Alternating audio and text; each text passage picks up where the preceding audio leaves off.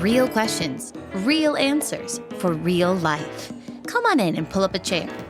You're at 1850 Main Street with Michael DelGiorno and David Zanotti. Why is it that playground fights always attract a crowd? So Tom Hamilton goes all Howard Cosell calling the baseball fight. But you know what I loved about it? Like, if I was doing that, I would have been tempted to go, down goes, like, down goes Frazier. Yes. He didn't. He kept in his voice. Yeah. And what's amazing is that he did it on the fly. I mean, it was instantaneous in the moment. How great a baseball broadcaster is a guy like that? Well, you know, his job is to describe the action, and the action turned in the middle of a boring baseball game. A fight broke out. But yeah, Ramirez obviously hits knockout cheeks better than he does fastballs. Hits White Sox better than fastballs. Fastballs. So, okay. But now, to a degree, there is kind of some old school humor in all of that. Well, yeah. And I mean, Terry Francona, the coach of the Guardians, turned around in the press conference and said, boys will be boys. And that's an old school answer to a situation like that pops up. Mistakes are made. People lose their temper. Everybody goes home with all their teeth in their mouth and gets slapped with massive fines and is told you can't be on this platform and act that way. And so there's accountability. You break the rules, there's accountability. Yet it's still a part of baseball. It happens. It happens in the heat of summer. It happens in pro football camps. It happens in professional sports. We see that kind of thing. But baseball's the only one, David, that traditionally, if a fight breaks out, the dugout's empty. They come running in from the bullpen. Everywhere. And a hockey fight, everybody just clears out and let the two settle it. Right. Or in football, they'll just beat each other at the line of scrimmage until they're done. Nobody even tries to separate them. But only in baseball has been the tradition. If two guys square off, the whole team comes out, and it takes 20 minutes to sort things out. I'm not sure that I can ethically purge all that stuff and to get all the things lined up. All I know is it's a part of American baseball.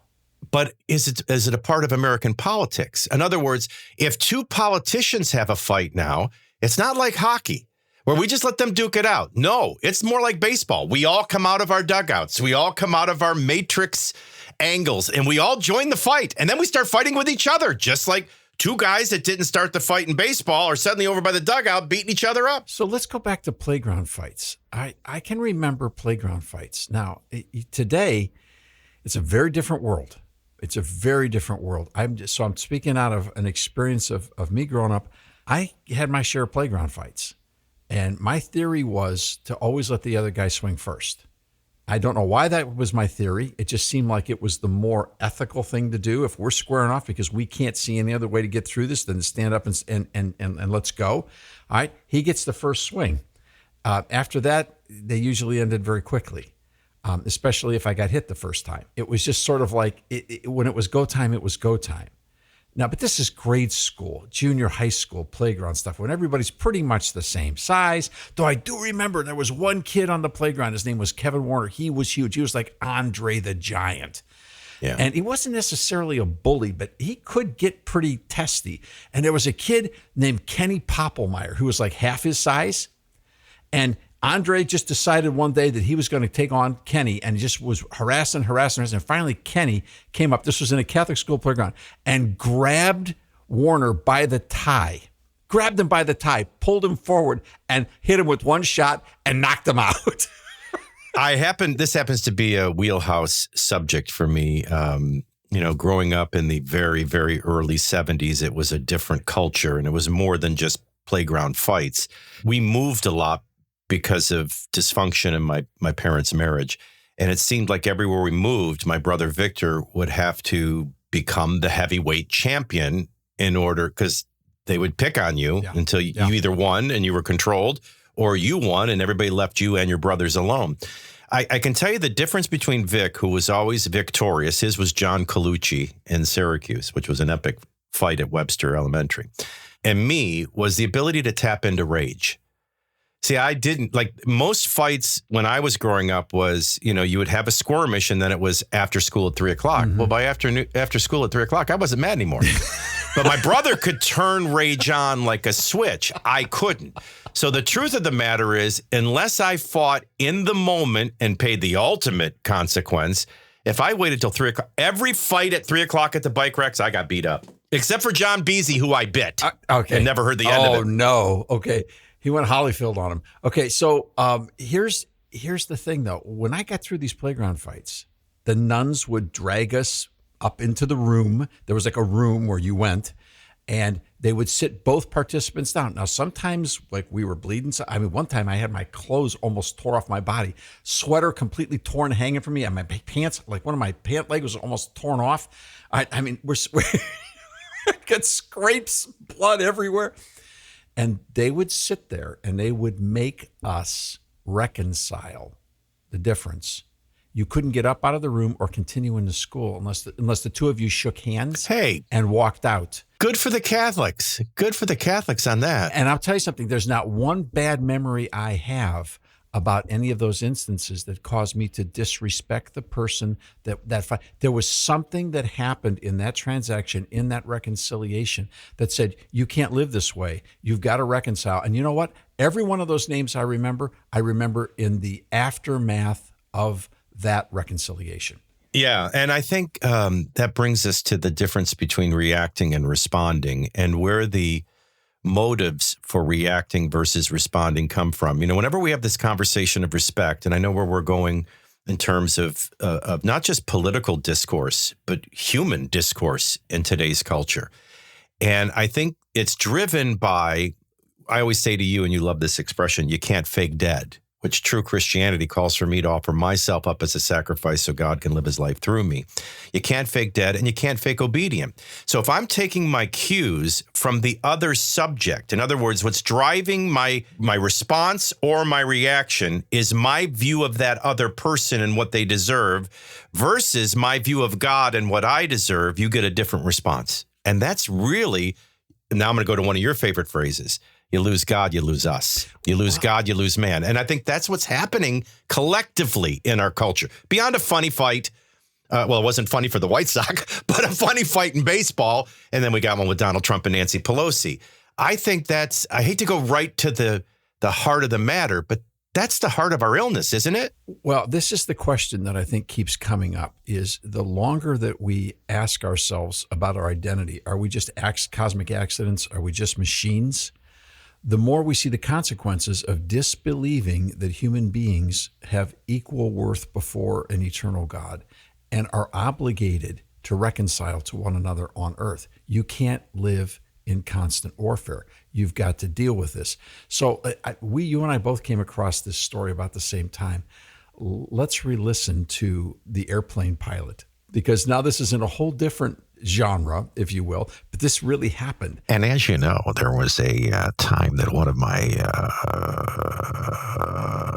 probably most beloved characters on the radio was Pilot Man, who would start with a pleasant good afternoon from the flight deck. But like what you just described, in your Catholic school, which is a beautiful story.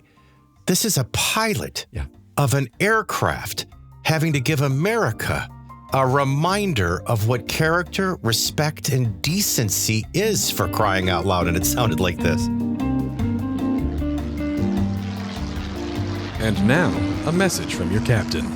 Remember, the flight attendants are primarily here for your safety. After that, they're here to make the flight more enjoyable. They're going to take care of you guys, but you will listen to what they have to say, because they represent my will in the cockpit or in the cabin, and my will is what matters. Be nice to each other. Be respectful of each other. I shouldn't have to say that. People should treat people the way you want to be treated, but I have to say it every single flight, because people don't. They're selfish and rude, and we won't have it. Okay? Do your stuff. Get it out everybody else's way. Put your junk where it belongs. Everybody have paid for a space. Don't lean on other people. Don't fall asleep on other people. Don't pass out on other people or drool on them unless you've talked about it. All right, a little bit of fatherhood here. The other thing. The social experiment on listening to videos on speaker mode and talking on a cell phone on speaker mode, that is over and done in this country. Nobody wants to hear your video. I know you think it's super sweet. It probably is. But it's your business, right? So keep it to yourself. Use your AirPods, use your headphones, whatever it is. That's your business, okay? It's just part of being in a respectful society. Middle seaters, I know it stinks to be in the middle. Raise your hand. Raise them up. Anybody in the middle? Like 5 people. Yeah, right. That's full. All right, right, nobody's listening. Fine. You own both armrests. That is my gift to you. We hope you enjoy your flight.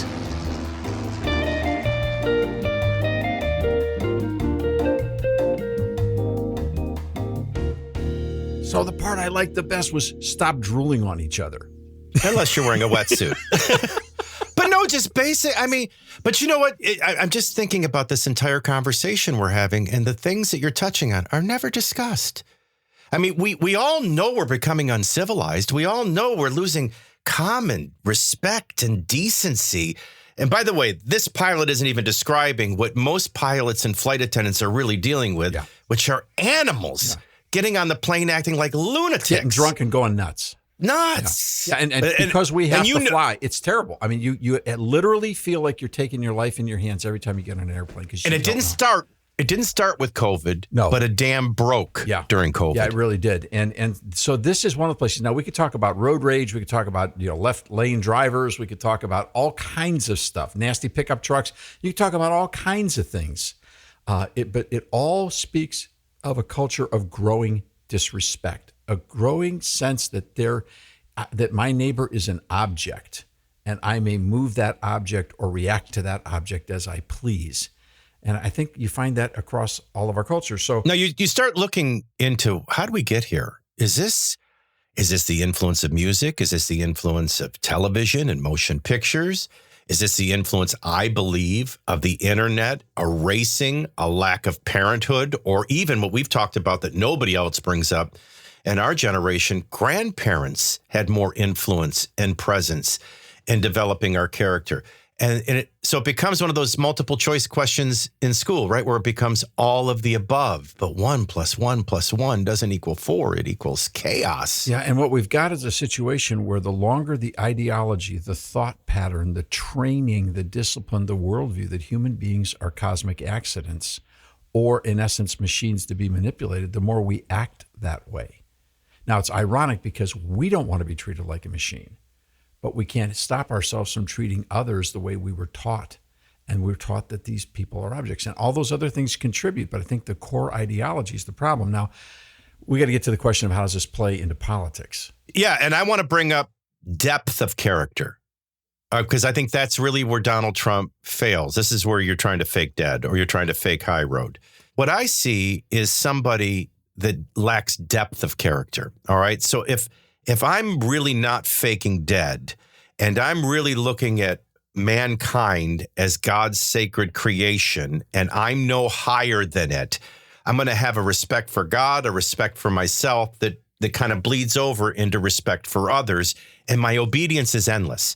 Whereas Donald Trump is basically coming out and saying, oh, I could have made comments about her husband or her, and I didn't, which is basically saying I did the right thing then, as I'm winding up to do the wrong thing now.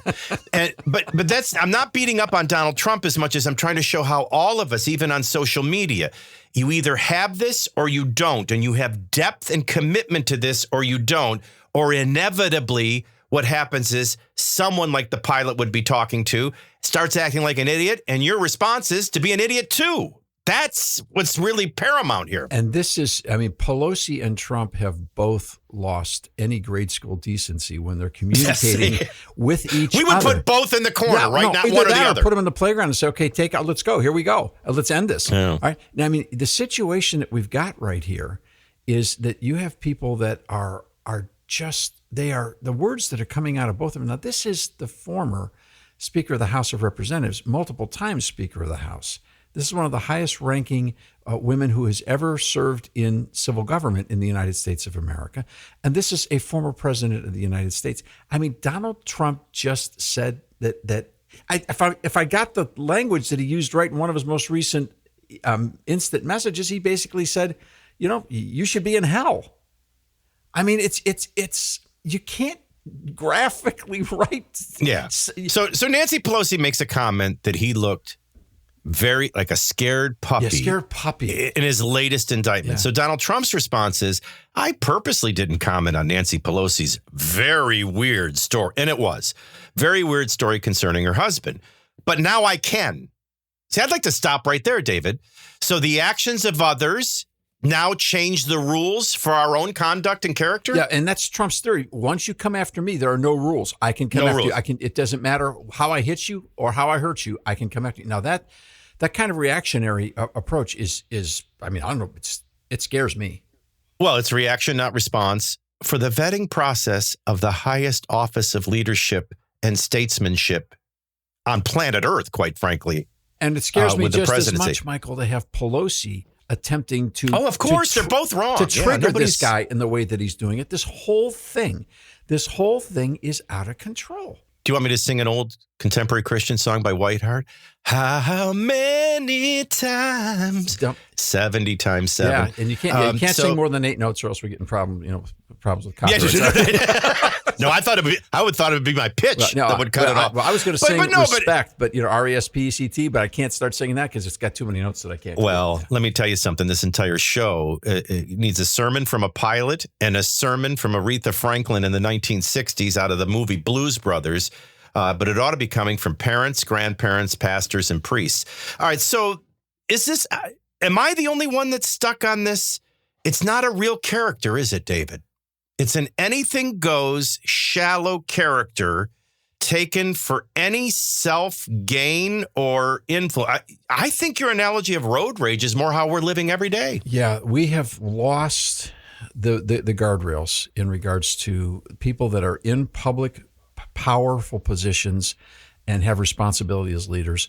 We are seeing a tremendous devolution of human character and self-control and common sense and mutual respect. These people not only don't respect each other, they clearly, by their language, despise each other. Yeah. And that is a bad place for us to be as a country. But it's no different than what I see their supporters doing every day in threads on social media. So that they're taking their cues from these influencers. And it's more than just a negative exchange between Nancy Pelosi and Donald Trump. It ought to be one that disqualifies both of them from public credibility, but instead it just joins in. One of the things I've always been fascinated, and I've threatened to do a book where I do a book at the end of the year of memes, because the narratives and the news cycles are filled with games and lies, but memes cut right to truth. Can I share a meme with you that will lead to a question I have? The meme I saw on Facebook was, hurt people hurt others, but luckily healed people heal others. Safe people shelter others. Free spirits free others. Enlightened people illuminate others. And love always wins. So shine your light. Now we're getting to Matthew. Let your light so shine. But isn't that true? We're all walking around, lose God, lose man. Romans 12:1. We're now taking our cues and conforming to the patterns of this world and not being transformed daily by the renewing our mind. So hurt people are walking around hurting others. Angry people are walking around making other people angry. Those looking for a fight are walking around fighting with others. At some point, remember Michelle Obama used to always do they go low, we go high, as she was going lower. Right. But that was the game she played. Right. But if you really lived it, this was a moment when, first of all, if I was Donald Trump, I wouldn't even care what Nancy Pelosi said. Yeah. I wouldn't have felt a need to respond, let alone so harshly. But I'm not being overly rough on him or her as much as what him and her reveal. And they reveal the worst about all of us. Yes. And the worst about our politics, the worst about all of us. And I think that the answer is respect. Now, you're bringing up a much deeper question. The answer is respect, the practice of respect, and the culture of respect, and the ethos of respect. And that's all something that's modeled, but it's not just enough to live in a model. You have to have a place inside you that's a reservoir. A source. Yes, a reservoir of hopefulness and ability to walk in forgiveness, to walk where you don't pick up every offense, to turn the other cheek. I don't know how anybody does that. I know people who are very disciplined who've been able to do it, and I admire them. Obviously, growing up as a kid, I didn't have that discipline. Yeah, well, we were. But I think there is a spiritual component in this that is essential, that you can't forgive if you haven't been forgiven. You can't give mercy if you don't understand what mercy feels like. Exactly. And you can't give grace if you've never sensed and felt undeserved grace, where someone bailed you out, and so you're able to bail out someone else because you know what it feels like. I'm not bashing my brother right now, but he is one of the most cherished human beings in my life for a lifetime. My childhood with him, my young adulthood with him, my walking with him into faith. But Vic will still settle things with fighting. So he should be playing for the Guardians or the White Sox, exactly. one or the other. I mean, imagine if you were still settling things the way you did when you were a kid in Catholic school. The reality is you matured. You matured in faith. You matured as a human being. You matured as a citizen. America's acting very immature right now. But if we're going to look around and criticize, and I hope everybody's not just focused on Nancy and Donald Trump, or are they taking a cheap shot at Donald Trump? I'm never listening to this. But I hope what you're hearing is we got a problem in our culture and we need to grow up. And that grow up begins with us. You listening to me listening to myself, David listening to this conversation. We need to focus on ourselves and find that reservoir, or we're going to just be a part of the problem rather than a part of the solution. The conversations are just getting started. To get connected, check out 1850mainstreet.com. We don't data mine anyone or sell your information. Subscribe today so you don't miss a single conversation.